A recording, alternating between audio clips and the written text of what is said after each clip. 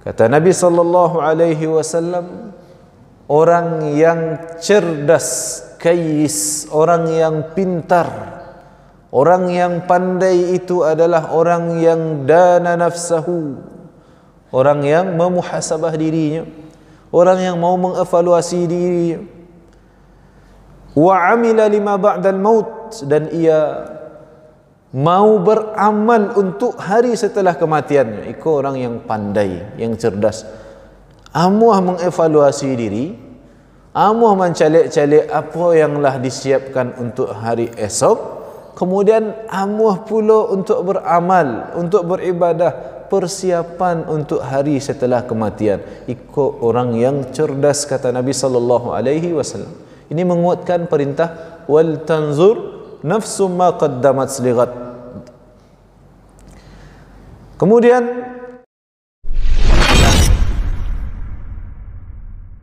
Bismillahirrahmanirrahim. Bismillahirrahmanirrahim. Assalamualaikum warahmatullahi wabarakatuh.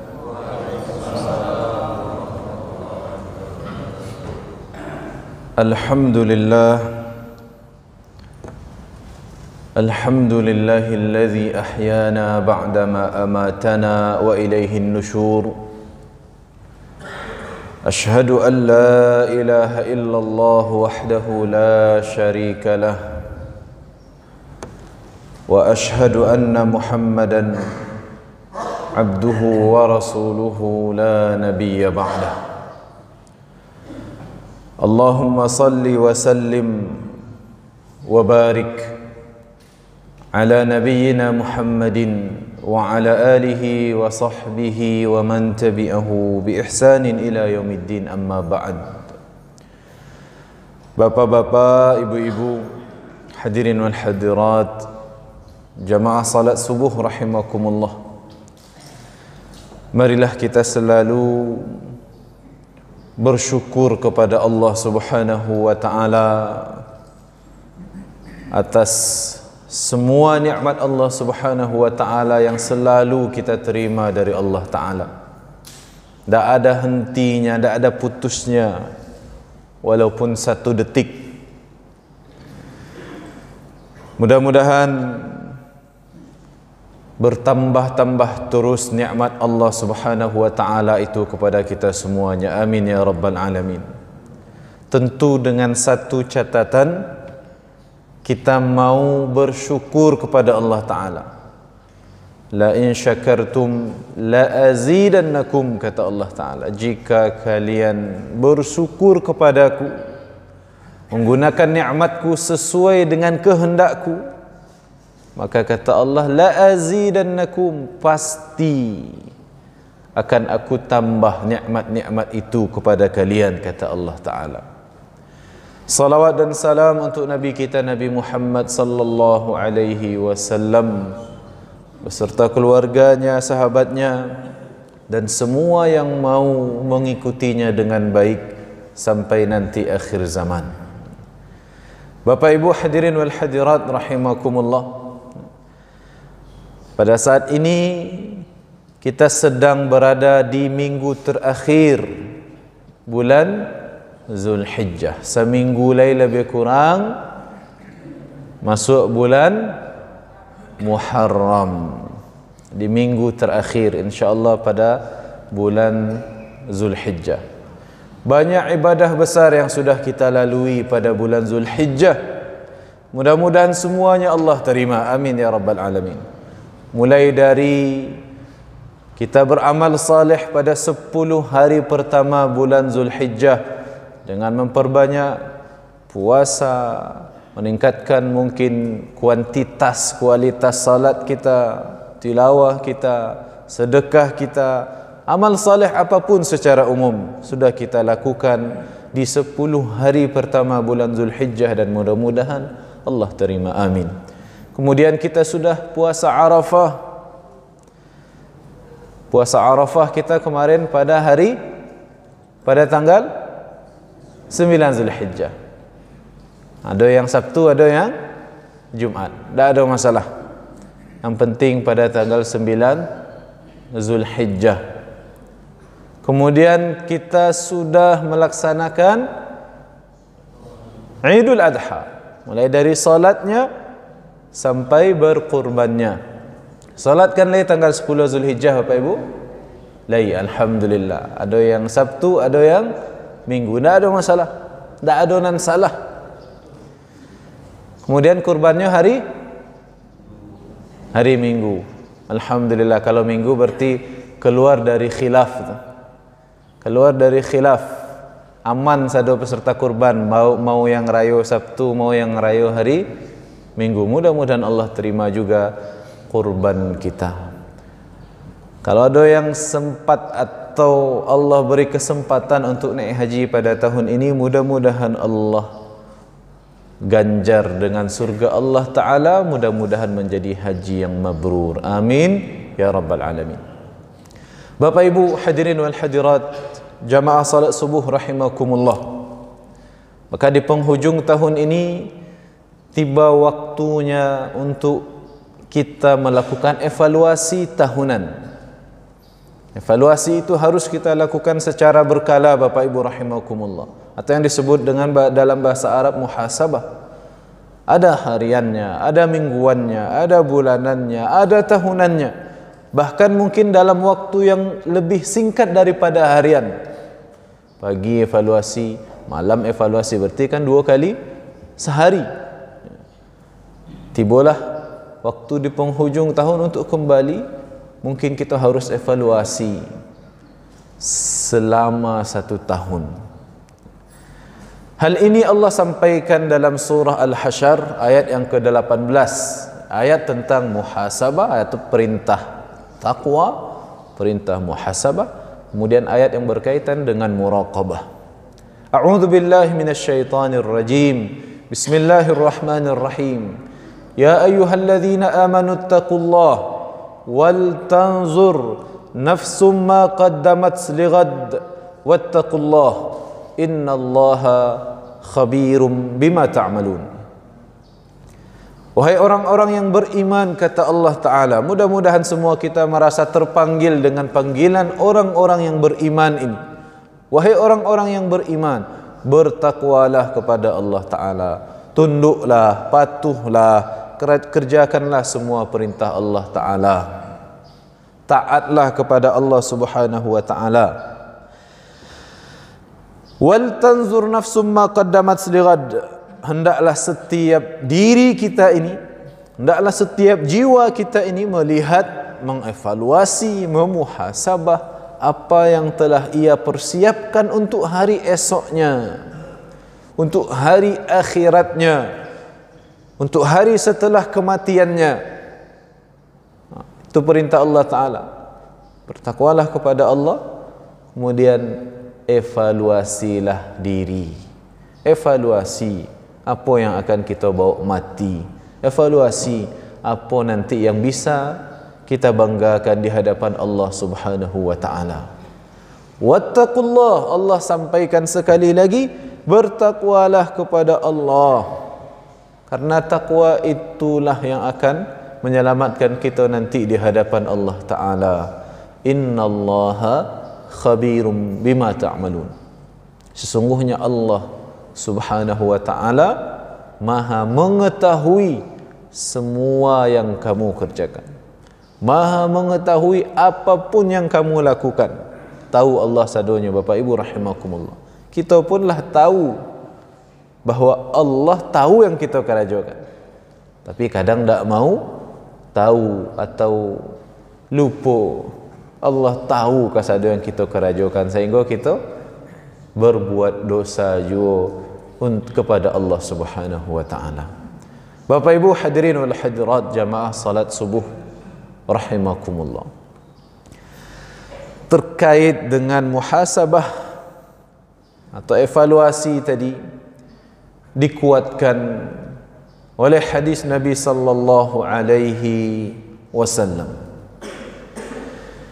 Al-kayyisu man dana nafsahu wa amila lima ba'da al-maut.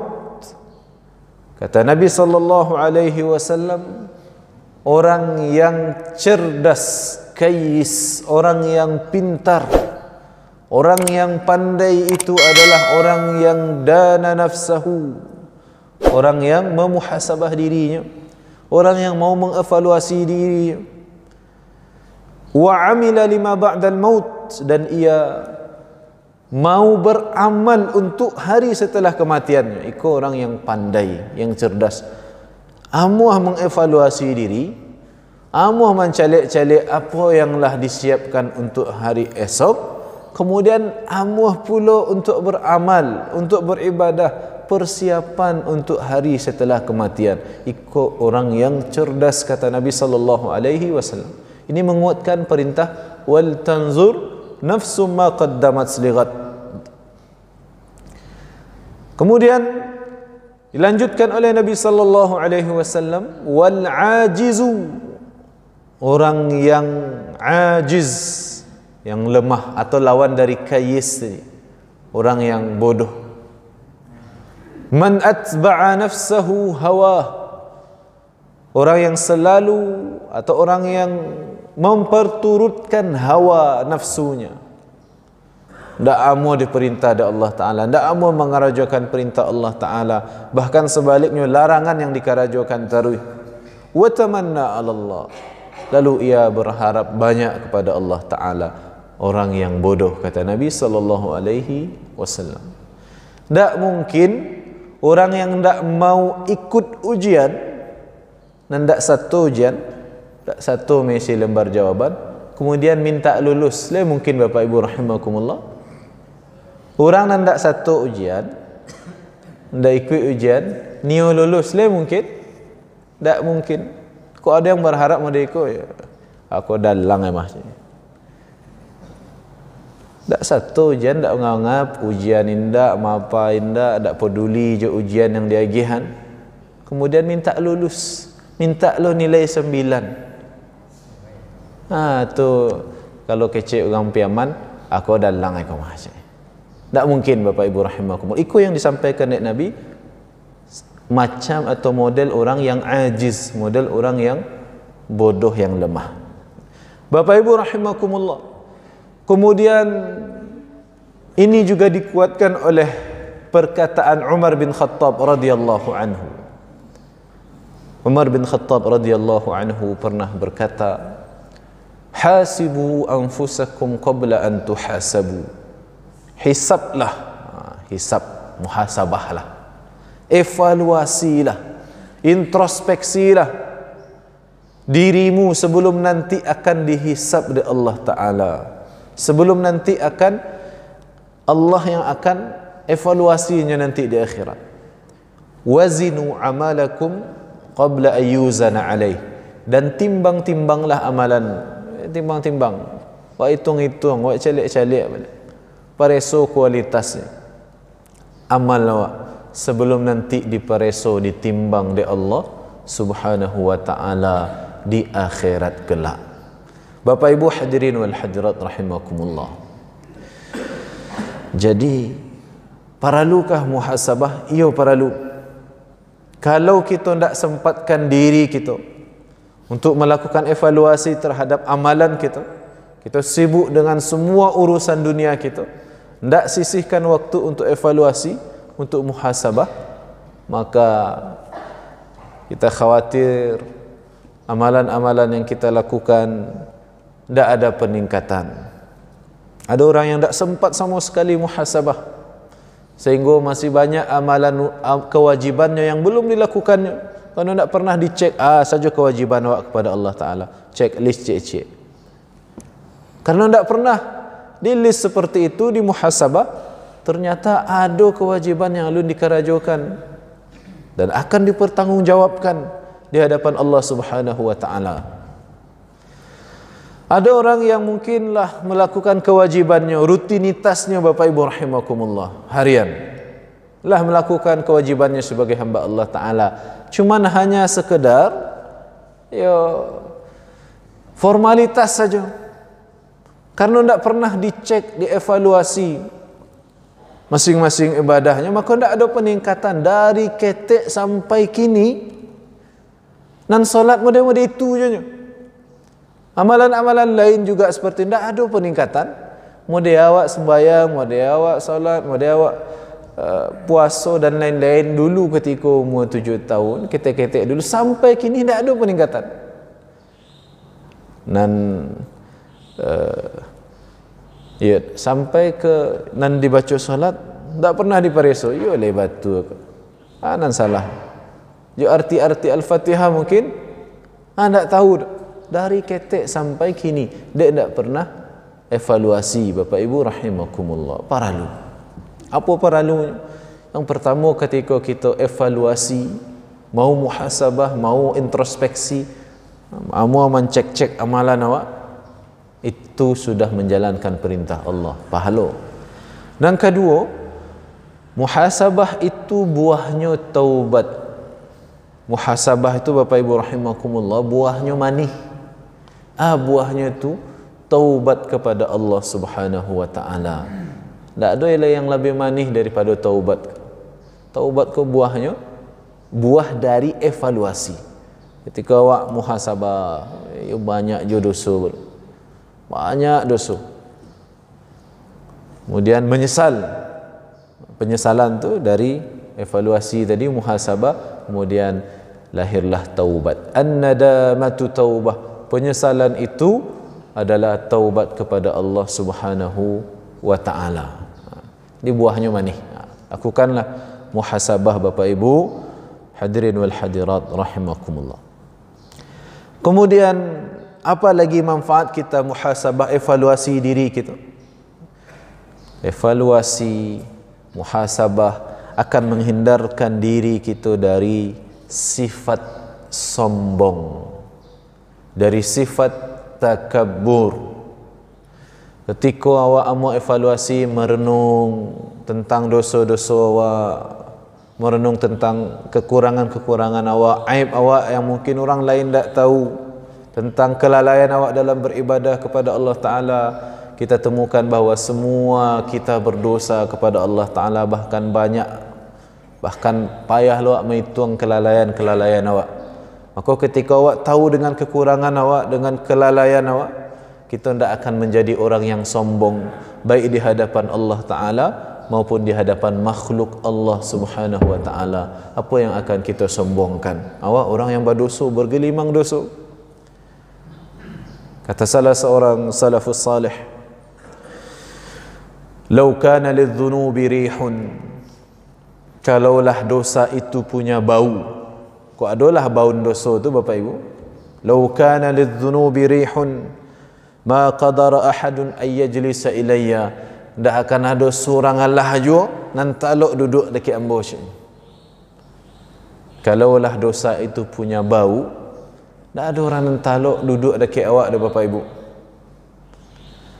Tapi dosa ko dek lain tak babaun. Ya lain babaun dosa Bapak Ibu. Tak babaun dah kan? Tak baun. Awak nak hadir di situ, termasuk di muka ko, entahlah baralah dosanya. Sehari itu entahlah baralah dosanya. Kok sempat babaun lah, Allah lagi baun dosa tu bau busuk. Tak talok dia Bapak Ibu duduk dekat ambut. Tak talok dia Bapak Ibu duduk dekat saudara kawan awak sasaf tu. Kok babaun lah dosa tu. Tapi dosa alhamdulillah tak babaun. Masih Allah tutup aib kita. Jangan babaun, tak babaun saya tapi tahu orang lain. Tak mahu orang duduk dekat awak. Alhamdulillah masih Allah tutup aib kita. Mudah-mudahan Allah tutup aib kita di dunia, di akhirat, dan Allah karuniakan kepada kita taubat tadi. Amin ya rabbal alamin. Bapak Ibu hadirin wal hadirat rahimakumullah. Apalagi pentingnya muhasabah. Muhasabah akan menjadi obat hati yang sakit. Muhasabah ko Bapak Ibu akan menjadi ubek hati yang sakit.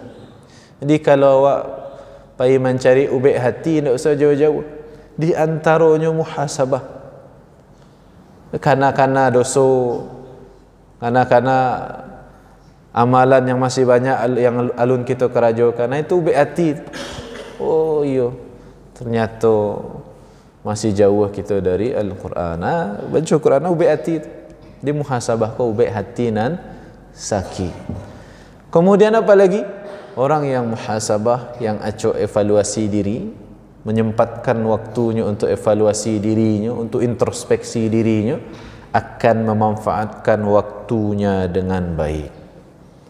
Tak akan membuang-buang waktunya untuk hal-hal yang tak mendatangkan manfaat atau bahkan mungkin mendatangkan dosa. Itu manfaatnya Bapak Ibu rahimakumullah. Jadi perlu kita sisihkan waktu untuk muhasabah, evaluasi, baik itu harian, mingguannya, evaluasi. Kita pilih misalkan hari-hari Jumaat, pilih untuk evaluasi seminggu kok. Minggu kok sayanglah kita kerajokan. Asenan kewajiban ndak sempat dikerajokan. Asa yang haram yang masih dikerajokan. Dievaluasi bulanannya, kemudian tahunannya. Bapak Ibu hadirin wal hadirat rahimakumullah. Kini kita tunjukkan beberapa trik atau cara muhasabah. Apa cara muhasabah? Dari mana kita mulai mencek diri kita? Bapak Ibu rahimakumullah. Yang pertama, cuba kita cek apa tentang kewajiban kita kepada Allah Subhanahu wa taala, karena itu yang paling pokok. Dan kewajiban dulu. Apakah kita sudah melakukan semua kewajiban kita kepada Allah taala atau alun separuhnya lagi? Cubalah list kewajiban kita. Salat mulai dari nan gadang-gadang dulu. Salat. Cek salat dulu lah, kerajokan lah. Kini dicek pertama, Allah mengarajokan atau alun? Salat, alhamdulillah. Zakat, alhamdulillah, bagi yang sudah wajib zakatlah keluar. Kemudian puasa, alhamdulillah. Ni haji alun lah. 2030 sekian nanti, mudah-mudahan masih hidup, amin. Alun ni. Itu yang wajib-wajib. Cek amalan yang lain. Allah bersedekah, Allah. Cek sado, cuba list apa saja ibadah-ibadah yang awak ketahui, mulai dari yang wajib-wajib sampai ke yang sunnah yang ketika dikarajokan berpahala, ditinggalkan rugi besar. List dulu. Lah dikarajokan atau alun? Itu pertanyaannya dulu. Allah dikarajokan atau alun? Kalau sudah, alhamdulillah. Yang kedua, cara evaluasi itu, apakah kita sudah meninggalkan yang haram atau belum? Tadi kita list kewajiban kita, kita catat daftar kewajiban, alhamdulillah lah. Yang sunat, alhamdulillah lah. Kini catat daftar yang Allah haramkan untuk awak. Yang kadang-kadang dan dosa-dosa besar, al-kabair, masih mengerjakan kesyirikan atau tidak, masih datang juga dukun atau tidak. Kalau masih centangnya, oh berbahaya. Tapi kalau lah silang lah hendak datang ni, alhamdulillah. Kesyirikan lah tinggalkan. Masih baduto, wah alhamdulillah tidak deh. Berjudi, minum khamar, zina, mendekati zina. Tulislah banyak turunannya dan lain. Dan awak sadonya lah tahu ratu-ratu. Awak lah tahu sebenarnya je hukum Allah. Cuman mengarajokan atau meninggalkannya kadang nan halun namuh. Cek itu. Jadi yang pertama, yang wajib sudahkah dikerjakan? Cek. Yang kedua, yang haram sudahkah ditinggalkan? Cek pula balik. Yang ketiga, Bapak Ibu rahimakumullah, wak nayan seketik koreksiannya. Wak pareso kualitasnya.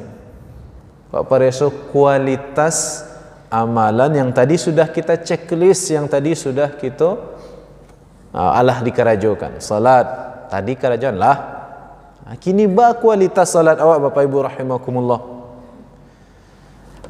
Mencek kualitas yang pertama dari keikhlasannya, niatnya. Selama kita kerajokan, Allahkah, sudahkah untuk Allah Ta'ala, saja atau masih ada niat-niat yang lain?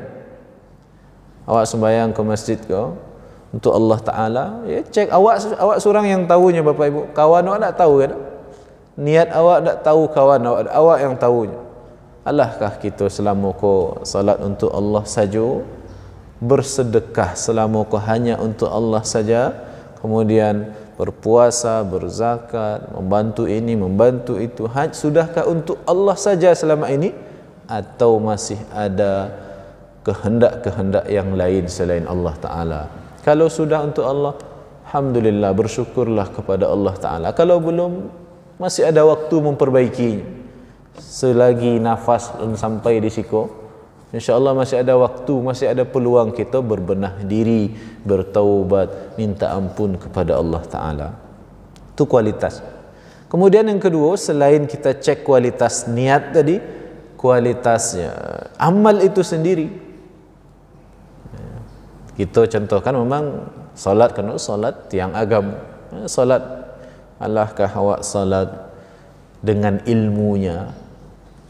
Lebat tambah ilmu salat awak dari ketek-ketek dulu Bapak Ibu rahimakumullah sampai kini kok anda bertambah rasa kok jauh mana awak dari majlis ilmu, jauh mana awak selama kok dari majlis ilmu ketika nak bertambah ilmu tentang salat. Mode itu model salat dulu, pengetahuan awak dulu, mode itu sampai kini pengetahuan awak tentang salat. Mudah-mudahan meningkat nak. Mulai dari tahu awak artinya yang awak baca sesuai dengan yang diajarkan Nabi SAW, tentu harus belajar tentang fikih salat, sampai ke amalan yang lain, puasanya, zakatnya, hajinya, kesado yang lain.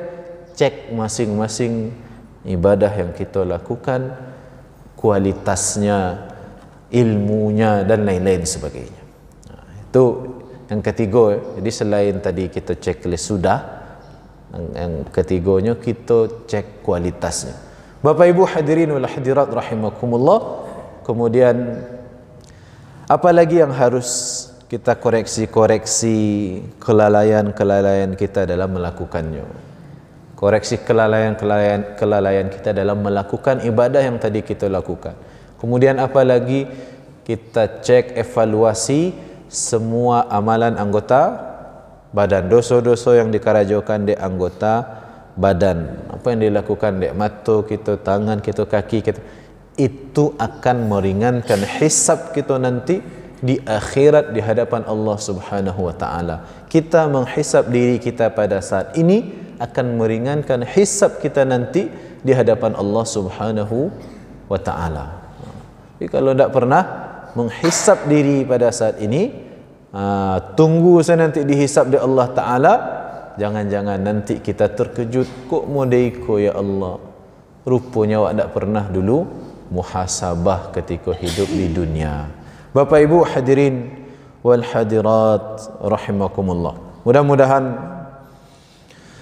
kita mau menyediakan waktu kita untuk muhasabah tentang beberapa hal yang sudah hamba sebutkan tadi. Mudah-mudahan kita menjadi orang yang cerdas, orang yang pandai yang disampaikan dalam hadis Nabi sallallahu alaihi wasallam, mau evaluasi, mau beramal untuk setelah mati. Itu saja kaji kita pada subuh kali ini Bapak Ibu rahimakumullah. Mudah-mudahan bermanfaat untuk hamba yang menyampaikan, kita semuanya yang mendengarkan. Mudah-mudahan setiap hari itu ada peningkatan kualitas dan kuantitas ibadah kita kepada Allah Subhanahu wa Ta'ala. Mohon maaf atas segala keterbatasan hamba dalam menyampaikan. Wabillahi taufiq wal hidayah. Assalamualaikum warahmatullahi wabarakatuh.